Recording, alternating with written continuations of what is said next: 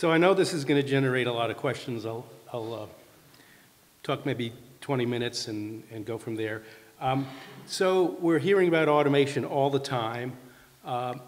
And what we tend to think about, our model of what happens, is informed by manufacturing. The manufacturing sector has been clobbered by automation. Manufacturing jobs have been clobbered by automation since the mid-20th century. This shows the graph for textile employees.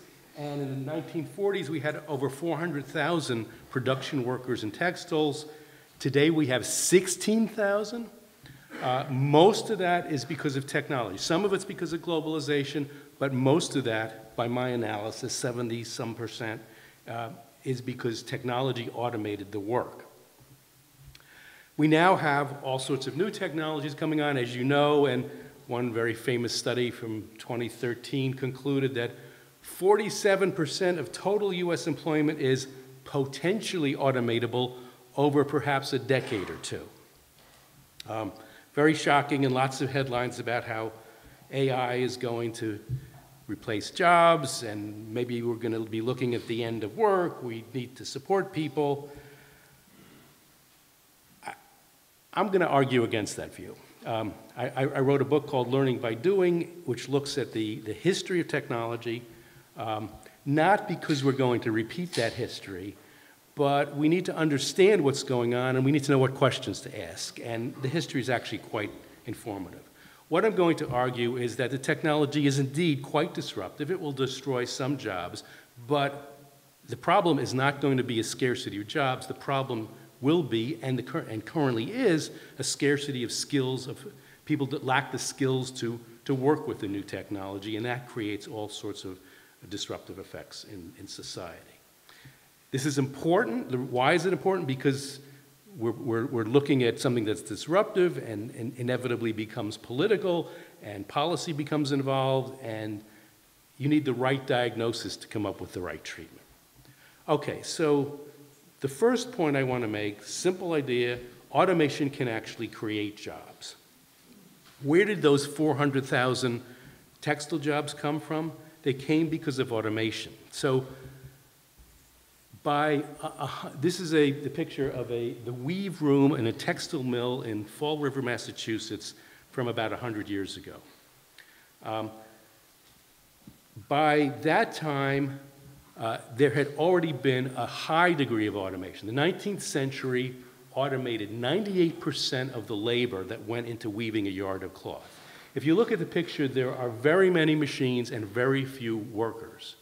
The best, frontier, mills using the best technology at that time had 24 machines per each weaver. So already very highly automated. But here's the total picture of textile employment. While it declined from the 1940s, the previous 100 years showed automation was accompanied by robustly growing employment. And essentially, the rate of automation has remained roughly the same over the last 200 years. So we have this dramatic change where automation was creating jobs for over 100 years, and only more recently has it been destroying jobs in manufacturing. And this is true of other manufacturing industries as well. What changed? What's going on? So there's an important question to ask, and we have, the assumption is we're seeing AI technologies and whatever else coming along that are going to automate specific tasks and jobs. And the first thing is to understand, will that actually create employment or destroy employment? The assumption is it's going, if you eliminate tasks, it's going to destroy employment, and that's simply not true. So what went on here? What happened was automation meant that less labor was required to produce a yard of cloth. But in a competitive market, that meant that the price went down. And when price goes down, people consume more. The technology doesn't just replace labor, it also lowers prices, increases the quality, does new and different things, and those can increase demand. So demand is the critical issue here. This shows on a bar chart the amount of cotton and synthetic cloth consumed per capita in the U.S. Over the last 200 years. And it increased roughly 20-fold. In other words, we consume a hell of a lot more cloth than we did in 1800. In 1800, the typical person had only one set of clothing. Clothing was extremely expensive. Today, we have full closets of clothing. We have cloth draperies, rugs, all sorts of uses of cloth. The difference is that when the item is very dear and you can reduce prices, people are going to buy a lot more of it. So what happened in the early years was demand increased dramatically with automation, so much so that even though you needed fewer workers to produce cloth, you were consuming that much more cloth. Today, automation is still chugging along in textiles at about the same rate, in fact, but a small price drop in the price of cloth is not going to induce many more people to buy much more because essentially demand is satiated. We see something similar going on with computer applications in the last 20 or 30 years. So barcode scanners came in, that reduced the amount of time it took a cashier to check out at the grocery store, but in fact there were more cashiers. E-commerce came in, and at least the initial effect was to increase jobs for salespeople. E-discovery, electronic discovery of legal documents in litigation. It's now one of the bigger AI applications out there. It's a billion-dollar industry, but it resulted not in fewer paralegals and lawyers, it resulted in more. My favorite example is the ATM and the bank teller. This line represents the number of ATMs installed. This line represents the full-time equivalent number of bank tellers. So there was a huge surge in the number of ATMs starting around 95, but the actual number of bank tellers increased. And it's very much the same sort of demand story with the textile workers. It took fewer tellers to operate a bank branch. That meant it was cheaper to operate a bank branch. But the banks had demand to deliver cash to people in remote locations, so to be competitive, they opened many more bank branches. In fact, they opened so many more bank branches that the number of tellers actually increased, even though there were fewer tellers per branch. So demand is the key issue. So what does that tell us about computer automation that's been going on today? It turns out that in most non-manufacturing industries, we're seeing computer automation actually associated with increased employment. It's only in those older line industries, such as textiles or other manufacturing industries, where computer automation is associated with a decline in employment. And it all has to do with, not the technology, but with demand. Okay. It's a happy story. That's only part of the story. There are winners and losers in this whole process, though. So, for instance, these are the typesetter operators at the New York Times in the 1940s. The number of typesetter operators was clobbered. Those jobs largely disappeared because of desktop publishing and graphic design software. But they were replaced by graphic designers and desktop publishers. And in fact, there were so many more jobs created for the graphic designers that the net increase in employment was positive. So it wasn't a matter so much here of a net loss of jobs, but it's that some jobs were lost and other jobs were created. Now the problem is, the typesetter didn't necessarily have the skills to do the graphic design work. We're imposing a transition on people. And when we have a rapidly changing technology, it's not standardized, it's often difficult to get people up to speed. Schools can't keep up. A lot of what has to be learned is learned on the job through experience. Labor markets can't recognize the new skills. As a result, we see stagnant wages or inequality. The graphic designer of 2014 is only earning slightly more than in real terms, adjusted for inflation, than the typesetter operator was earning in 1976. So, if you think about skills, typesetters and compositors learn their skills in an apprenticeship program, but these were replaced by the skills of print designers and desktop publishers.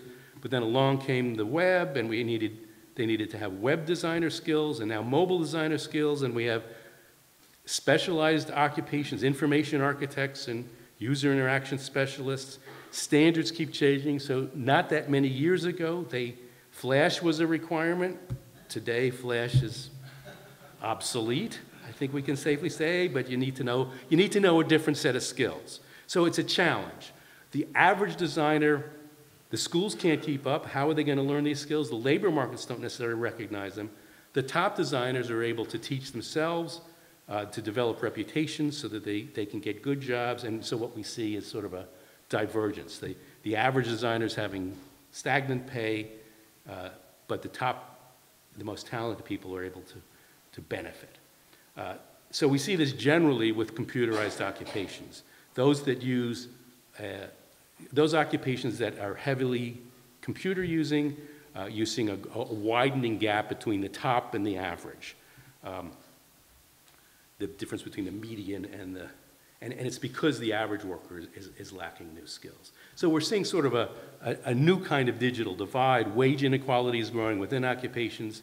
We're seeing differences between firms, that there are successful firms who are able to use the technology and they are growing and they are dominating their markets. We're seeing the average firm is falling behind. A key thing here is that access to the IT is limited to the skills. The workers or the firms that don't have the right talent and skills are falling behind. So what does this mean for the next 10 or 20 years? I think we're most likely going to see continued job growth because it's demand in the first instance that affects things, not so much technology. It's often said that the new technology is going to accelerate the pace of automation. That may be true, but as long as demand is elastic enough, is responsive enough, that's actually going to lead to faster employment growth, at least in the short term. There are going to be some important exceptions. There are cases, the typical pattern of automation is one where some tasks are automated in a job, but not everything. We're going to see some occupations, like with self-driving vehicles or truck driving, where we're going to see the entire set of skills replaced. I don't think, given the state of AI today, that's going to be most of what goes on in the next 10 or 20 years. 50 years out, a different story. We also may start to see saturated demand in many, in finance or healthcare, where we've seen job growth. But it's the downside of this story is that we're also going to see continuing economic inequality and between individuals and between firms, difficulties for employers to acquire employees with the right skills, and that's going to be socially disruptive. The people losing their jobs aren't well equipped to acquire the new jobs that are being created, and that's a big social challenge. So the issue is scarce skills, not scarce jobs. Thanks. Now, I want to open for questions in a minute, but I have a request. I run a research organization where we look at issues of technology and their social impact, and one of the things we're doing is we're starting a survey of artificial intelligence startup commercial applications. We're looking for people right now who would like to do a pilot test of our survey. It shouldn't take more than 20 or 30 minutes, and we can do it over the phone or via video. If I could get any volunteers, I would appreciate it. We just need to talk to a few people, and it's not much, but we're trying to get at, there's so much misinformation we think out there about artificial intelligence. We want to just establish basic facts as sort of what are some of the applications, what is their likely impact on things like jobs, but also where does the data come from, who owns it, what are the sort of skills required. If you'd be willing to participate in a 20 or 30-minute interview, please email me, jbessen, J-B-E-S-S-E-N, @bu.edu.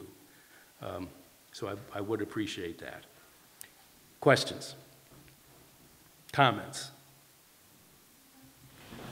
First of all, BU Law Class of 91. Good to see somebody representing BU Law. One of the things that you mentioned lack of change for real wages between the 1970s and an equivalent worker today. Part of demand is actually having money to spend. So, and sorry for getting into macroeconomic policy, but it strikes me that having income and wealth distribution going to the right, basically going to the top 1%, will dampen demand, which could cause a lot of the problems that people are saying technology is going to do bad things to folks. Sorry, long week. How can we align demand, economic demand, with the demand so that we can reach a saturation point? And how does that also intersect with use of natural resources? Well, Can you solve that? I'm not sure I can remember all that, but let me talk a little bit on the topic. So it's a good point. Growing inequality does affect the nature of demand. We're talking about, I think, though, different orders of magnitude. You know, when you think about people consuming 20 times as much cloth, you know, incomes went up a lot during that time. And the income inequality affects things. If you look over the last 200 years, basically, the price of cloth fell 800-fold. Incomes went up 25, 30-fold. So, and income inequality is then even a smaller factor. So we're looking at different scales. I think it's important, but it does affect things in the macro level. So it's important to recognize that it's only average wages that have been stagnant. The most talented people, their wages have been going up. And it's same with companies, that average productivity growth is slow, but the top companies are doing better and better. Their growth is growing, and we're seeing a growing divergence. And this has implications too, because it means that increasingly large firms are dominant. So one thing is the different types of skills. So we have open source configured software, but any other or intellectual pursuit where different humans can work on a problem from different places in the world, different times, right? So there's an entirely new way that people can organize themselves together to create useful things. How does that kind of skill be able to be effective at now collaborating with people you don't know, you've never met, aren't in traditional organizations necessarily? Right. How is that going to affect this kind of skills gap? A lot of the skills, yeah, so it's a mistake to think of the skills as being STEM skills. There's a whole range of skills, and the automation is changing the nature of jobs. So for instance, think of the bank tellers. Cash handling skills are less important. It's still part of their job, but increasingly they are now marketing people. They're playing a role in the bank. You know, who comes in with cash? It's the local small businessmen that we can sell them a mortgage, a loan, a CD. They're part of the customer relationship team. So all of a sudden, interpersonal skills are becoming more important. So a lot of the soft skills or things that allow coordination are becoming more important. So it's not, I mean, your example is good, but I think there's many others. So you talked about how the market and formal education is not really keeping up with the skills gaps. I wonder how you see the alignment of the death of the traditional union and the apprenticeship programs kind of dying off over the last 25, 30 years, and how do you replace that model? Because that seems to be what we're missing today. It's part of what we're missing. So we're seeing some interesting things like work-study programs. So a local employer will team up with a community college and set up a work-study program so that people get very specific skills, which they learn partly on the job and partly in the classroom.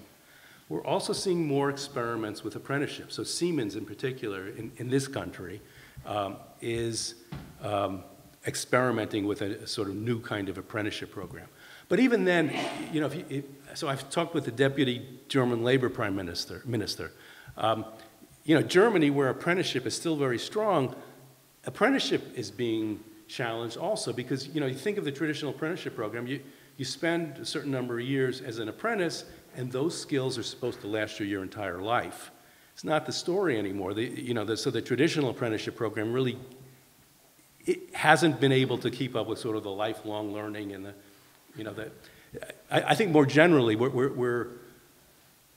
this was true in the 19th century too. They went through decades of social experiments where they tried to figure out how to organize a new labor force. And I think if you step back, I tend to think that that's kind of what we're going through now. We're seeing a lot of interesting experiments. We don't really know what works and what doesn't. We're going to see some more of that, and it's going to take us a while to figure out.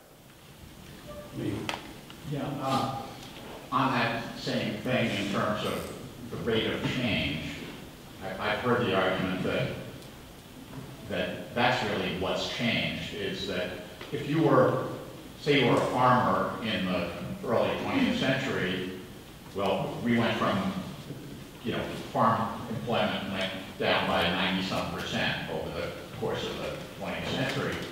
But if you were a farmer in 1910, you probably finished out as a farmer, but your kids weren't farmers because by that time it was clear the handwriting was on the wall and they found something else to do. Whereas today, if you're a compositor or if you're a web designer, that can happen in 5 years, not in 30 years or whatever. Do you think that's part of what's going on? Yeah. I'm not sure it's quite so extreme because there were, economic panics that forced lots of farms into bankruptcy at various points in time. So many people were forced out in one way or another as things went along. But I think generally it's this idea that you can learn once and it lasts 30 years or 40 years. I think that's changed, and it's the pace of change and sort of the scope of change also. I mean, we're affecting many more jobs than something like manufacturing automation affected at its time. Let me, way back there. Yeah, you see this like skills gap thing as a big, you'll see like there's upcoming pilot shortage, upcoming, skills shortages, and I always see that they leave off the last after like employers unable to find with these skills, they leave off without paying anymore. That's usually the last piece is, like, we've tried everything, we can't develop these skills. Have you tried developing skill in-house? No. Have you tried paying more? No. And it's like, we don't know what to do. It seems obvious in the macro, but in the micro, like, that's just the way we kind of, employment has transitioned to this very, like, short-term, people stay with companies for a short period of time. So does that move the responsibility out of the firms to, whether it's government or larger organizations, or what do you think's the... Yeah, so I mean, I think there's a caricature about the skills gap, and there definitely are people who are whiners that are, we can't find enough people, but we're not willing to pay the wage, and you'll see it's often for jobs that don't necessarily require very much in the way of skills. But I think there really is sort of a catch-22. The employer can offer training or subsidize while the worker learns on the job. But if that employee is going to go in 2 years, it's hard to recoup that investment. And employees can learn stuff on their own if they're capable, but they often need experience. Some can do it, some less, some more, some less. But then also, you learn a skill, and it's not something that is necessary. Web design. Yes, I have experience as a web designer, but do you really have the right kind of experience? It's very difficult for employers to know. So we're seeing some experiments with certification of skills that I think is helpful. But because the nature of skills is changing so much, employers often don't know what they need. Their incentives aren't great for providing them. Actually, employee training is down, and employees themselves are caught. You don't want to invest in learning a very specific skill that's only going to be good at one employer and not for your entire career. So there are a number of things. Way in the back. Yep. You mentioned community colleges earlier, and community colleges with the work program. I'm really involved with community college in Austin, Texas. And to me, it seems like there's a lot of opportunity for community colleges to step into this retraining people coming in and out of different careers. And I just wanted to see if you had more data points on that or thoughts on the role of the community college. Yeah, I know a lot of anecdotes. It makes a lot of sense. And I know some people involved in it. I haven't seen much in the way of data, and I don't know that those data really exist. It would be, maybe that's another survey we'll do. Yeah. All right, you stood up. Go ahead. You talked about some social unrest as a result of wage inequality. I wonder, is there a historical precedent for where that social unrest gets to the point where it starts to feed into this cycle and actually disrupt the cycle of automation and demand change and things like that? Yeah. So, I mean, again, you can look to history. You know, in the 19th century, you had this tremendous productivity growth with automation, but wages were stagnant for 4 decades or so. It certainly led to unrest and political instability. In Britain, there was the Chartist movement, which in the US, maybe less so.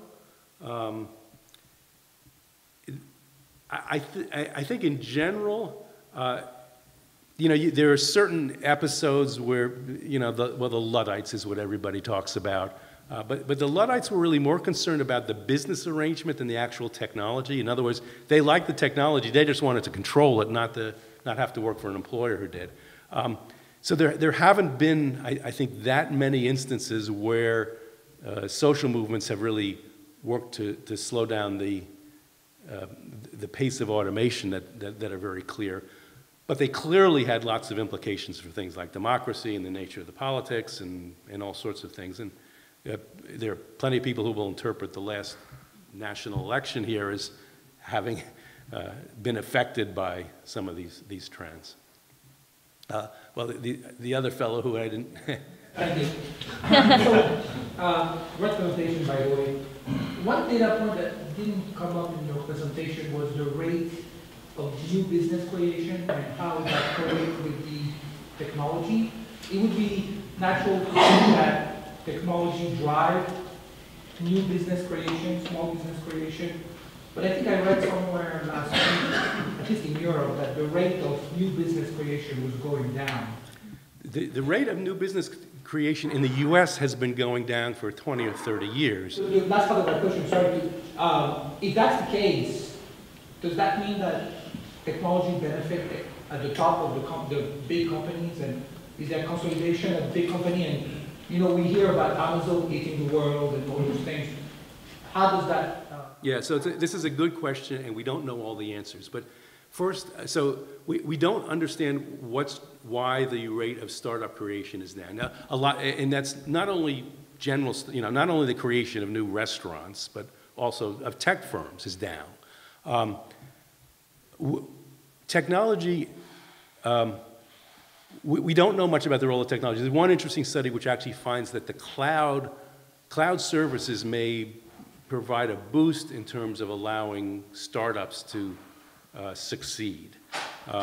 But in general, not. On the other hand, actually, I have a paper out just last week which shows there's a link between investment in IT systems and the extent to which industries are dominated by the largest firms. So what's happening in all sorts of industries, not just tech industries, is that companies like Walmart are able to, or the large banks are able to build these very powerful custom proprietary systems that do very powerful things and provide a better level of service or cost. And they're able to grow faster than other firms in the industry. So we're actually seeing you know, what we call a rise in industry concentration. The big are getting bigger. Whether that affects startups, we don't know so much. So I kind of think everyone should learn to code because I like coding, but you see a lot of these programs in schools and sponsored by these big tech companies like, let's get all the kids in coding everything. But what you were saying, that the jobs that are actually becoming more, like the bank teller jobs doing more marketing, like the skills that we need for the people doing the jobs that people will continue to do are more of those, quote, soft skills, and I hate that term, but as one might say. So, in your, like, as a person opinion, so you don't need data, I promise, what skills should we be developing in, like, my 6-year-old niece? Like, what should she study? Yeah. I think there's probably a benefit. So even the bank tellers have to work with computers, and they have to have a sense of how computers work. A basic fluency is going to be important. Basic fluency is not bad. A little coding, I don't think, would hurt. I mean, because it helps you understand what's going on under the skin. But yeah, I think increasingly it's creative skills, it's interpersonal skills, ability to work in a team or ability to communicate well. You know, writing has got to be an important skill. And actually, we've seen a trend in these skills over many decades now, where they're, you know, that's the way things are growing. Yes, there's been an increased demand for people in coding occupations too, but the bigger picture is there's much greater increase in interpersonal skills, communication skills, and the like. Yeah, in my experience, some people have an aptitude for programming and some don't. And I've known people who really wanted to be good programmers, but they just couldn't do it. So my question is, the skills, is there a mismatch between skills and aptitude? Like, because suddenly everyone has to be a programmer, that's the new skill, and then a lot of people don't have that aptitude. Maybe they still won't be able to hire people because a lot of people. Yeah, there have always been, so even if you go back to the factories, the textile mills, it turned out that most of the people could not hack that job. It was always selective, and I think it's no different today. That there are only certain jobs that you actually have to know how to actually code and have that aptitude. It's not most jobs, and the process of the difficulty is in part getting people to have the skills, and the second one is matching the people who have the skills to the job openings. Those are both problems. In the 19th century, it was a difficult problem. Half the people would leave in 3 or 4 months. They just couldn't hack it.